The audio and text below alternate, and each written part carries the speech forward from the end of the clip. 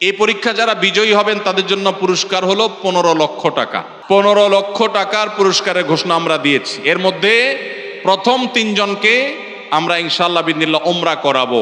রমাদান উপলক্ষে আস-সুন্নাহ ফাউন্ডেশন থেকে আমরা একটা ঘোষণা গত বছরে দিয়ে রেখেছি, ইনশাআল্লাহ এই রমাদানে সেটা কার্যকর হবে। সেটা হলো যে রমজান মাসে যদি কেউ পুরো কোরআনে কারীম অর্থ সহকারে বুঝে পড়ে, মাদ্রাসার নিচের ক্লাসের ছাত্ররা তারা শরীক হতে পারবে, উপরের ক্লাসের ছাত্র অথবা আলেম ওলামা তাদের জন্য এটা না, কারণ তারা তো এই কম্পিটিশনে এমনিতেই ভালো করবে।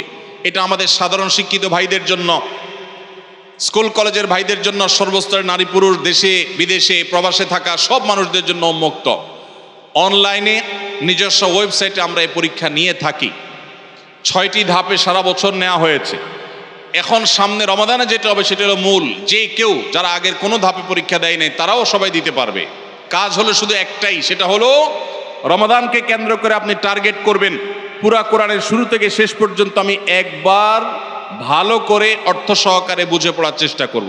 চেষ্টা করা যাবে না ইনশাআল্লাহ? আল্লাহ তাআলা কি বলেছেন পুরা কোরআনে? আমরা অনেকেই পড়তে চাই, জানতে চাই, কিন্তু হয়ে ওঠে না। আপনি এই রমজানকে কেন্দ্র করে যদি টার্গেট করেন প্রতিদিন আমি 1 পারা বা 1.5 পারা, ইমাম সাহেব বা হাফেজ সাহেব তারাবিতে যে তেলাওয়াত করেন পুরো পারাটা আমি যদি সুন্দর করে দেখে যাই এবং দেখার পরে পরিবারের লোকদের সাথে গ্রুপ স্টাডি করি, মুদারাসা করি, যেটা নবী সাল্লাল্লাহু আলাইহি সাল্লাম জিবরিলের সাথে করতেন, সেটা যদি আপনি করেন তাহলে রমজানের শেষ জুমাবার বাদ ফজর অনলাইনে আমাদের পেজ থেকে লিঙ্ক দেওয়া হবে। লিঙ্কে ক্লিক করে শর্ট টার্মে একজন একটু রেজিস্ট্রেশন করে দিতে হবে, নিজে পারলে ভালো, না হলে যারা অনলাইন বোঝে তারা 1 মিনিট লাগবে রেজিস্ট্রেশন করতে, বাস। এরপরে আপনি ডাইরেক্ট পরীক্ষা দিতে পারবেন। এমসিকিউ প্রশ্ন, একটা অক্ষরও লিখতে হবে না, সব প্রশ্ন উত্তর দেওয়া আছে, 4টা উত্তর দেওয়া থাকবে, সঠিকটা সিলেক্ট করতে হবে। এই পরীক্ষা যারা বিজয়ী হবেন তাদের জন্য পুরস্কার হলো 15 লক্ষ টাকা। 15 লক্ষ টাকার পুরস্কারের ঘোষণা আমরা দিয়েছি। এর মধ্যে প্রথম 3 জনকে আমরা ইনশাআল্লাহ বিদিনিল্লাহ উমরা করাবো। 3 জনের উমরার জন্য আল্লাহর 3 বান্দা ইতোমধ্যে স্পন্সর হয়ে টাকা জমা দিয়ে দিয়েছেন আমাদের কাছে। এখন শুধুমাত্র কারা কারা উমরা যেতে চান সে মানুষগুলো দরকার। আপনারা সবাই যেতে চান ইনশাআল্লাহ? অতএব ভাইরা, রমাদানকে কেন্দ্র করে ওই যে প্রিপারেশন, প্রস্তুতির অংশ হিসাবে এখন থেকে কোরআনে কারীম বুঝে পড়া শুরু করে দেন। পরীক্ষার দিন পরীক্ষা দেন। আপনি পুরস্কার জিতেন আর না জিতেন, আল্লাহ বলেছেন ফাস্তাবিকুল খায়রাত, ভালো কাজে প্রতিযোগিতা করা এটা ইটসেলফ একটা ভালো কাজ। অতএব আপনি পরীক্ষায় অংশগ্রহণ করেছেন, প্রতিযোগিতায় নাম লিখিয়েছেন, এটাই একটা ইবাদত। আপনার রমাদান কর্তব্য করে যেতে পারে ইনশাআল্লাহ। সবার চেষ্টা করবো তো ইনশাআল্লাহ রমাদানকে কেন্দ্র করে। তাহলে যেই প্রস্তুতিগুলো আমরা নিতে পারি, যেগুলো আমাদের রমাদানকে অর্থবহ করতে পারে, তার ভিতরে 1 নম্বর বলেছিলাম তওবা ইস্তেগফার করে আগের সব গুনাহগুলো থেকে আল্লাহর কাছ থেকে মাগফিরাত আদায় করে নেওয়া, যাতে করে রমজানে ইবাদতের জন্য আপনি উপযুক্ত হন, আল্লাহর রহমত প্রাপ্তির তৌফিক প্রাপ্ত হন। স্থান পাচ্ছে না, যেগুলো আছে 2-1টা সেগুলো মুছে পরিষ্কার করার এই ষড়যন্ত্র এদেশের প্রত্যেকটা মুসলমান রুখবে ইনশাআল্লাহ। ভাইরা আমার, এই জন্য আমাদেরকে চোখ কান খোলা রাখতে হবে, আমাদেরকে সতর্ক থাকতে হবে। তবে সেই সাথে আমাদের এও মাথায় রাখতে হবে মা বাবার সম্পদে বোনদের অধিকার, এটাকে আমরা অনেক পুরুষরা বঞ্চিত করছি, তাদেরকে অধিকার দিচ্ছি না। যেটুকু কোরআন বলেছে সেটুকুর বাস্তবায়ন হলেই সমাজ শান্তিতে পরিপূর্ণ হয়ে যাওয়ার কথা, কিন্তু সেটা বাস্তবায়ন করার নাম নাই, সেটাকে পরিবর্তন করার বরং চেষ্টা চলছে। ভাইরা আমার, আল্লাহ রাব্বুল আলামিন আমাদেরকে নারী পুরুষের মধ্যে সমতা বিধান করতে বলেন নাই, ন্যায্যতা বিধান করতে বলেছেন। কি করতে বলেছেন? সমতা।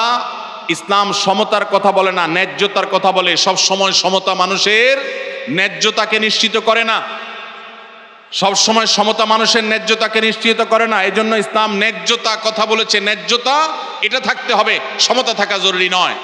আল্লাহ আপনাকে একটা ছেলে দিছে, একটা মেয়ে দিছে। ছেলেটার জ্বর হয়েছে, তাকে নাপা খাওয়াইছেন 103 ডিগ্রি জ্বর।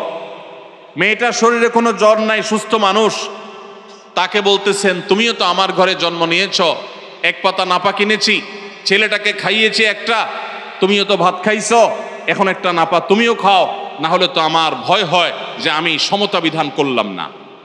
কি বলেন?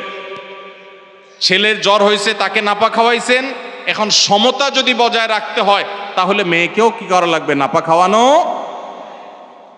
এক ছেলের বয়স 20, তার জন্য যে সাইজের জামা কিনেছেন আরেকজনের বয়স 10।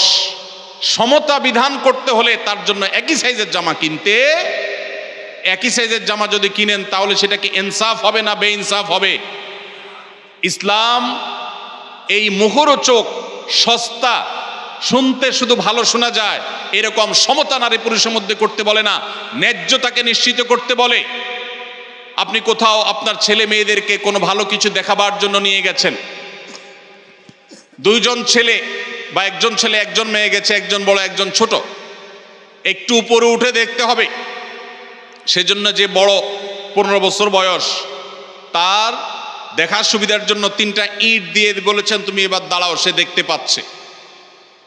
এখন যার বয়স 5, তার জন্য যদি 3টা ইট দেন সে কি দেখতে পাবে?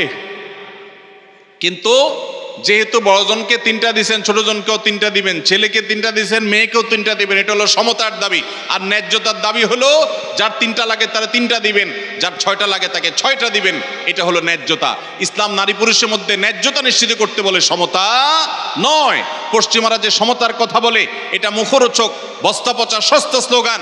এই স্লোগান কখনো ইনসাফ প্রতিষ্ঠা করতে পারে না। পশ্চিমাদের সমাজ ব্যবস্থা ইনসাফ প্রতিষ্ঠা হয় নাই। নারীরা মুসলমানদের চাইতে 1000 গুণ বেশি নিগৃহীত, নিষ্পেষিত। আমাদেরকে বুঝতে হবে এবং ধারণ করতে হবে। আল্লাহ রাব্বুল আলামিন কোরআন এবং হাদিসের আলোকে আমাদের জীবনকে, আমাদের সমাজকে, আমাদের দেশকে, আমাদের পরিবারকে সব কিছুকে ঢেলে সাজাবার তৌফিক আমাদেরকে দান করুন। আমাদেরকে কোরআন এবং হাদিসকে ধারণ করতে হবে, রমাদান কর্তব্য করতে হবে। যে সমস্ত কথা আমরা শুনলাম, জানলাম, দিনভর আলোচনা হলো, আল্লাহ তাআলা আমাদের সবাইকে আমলের তৌফিক দান করুন। হাদা ওয়াসাল্লি ওয়াসাল্লিম আলা নবিয়িনা মুহাম্মদ ওয়া জাযাকুমুল্লাহু খাইরা। ওয়াসসালামু আলাইকুম ওয়া রাহমাতুল্লাহি ওয়া বারাকাতুহু।